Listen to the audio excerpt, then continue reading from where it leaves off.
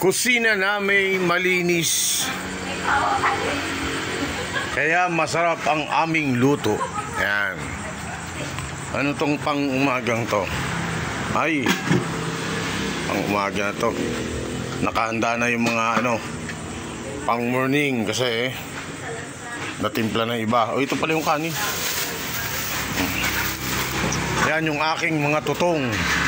Pero busog na ako. Oh, hindi na muna ako makakatulong, ate, ha.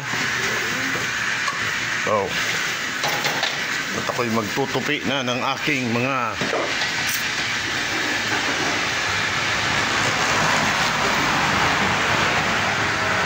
paubos na po ang ating ulam.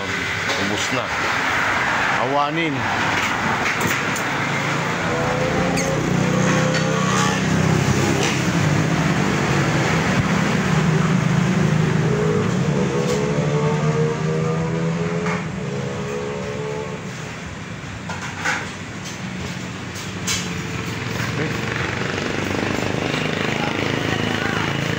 Right.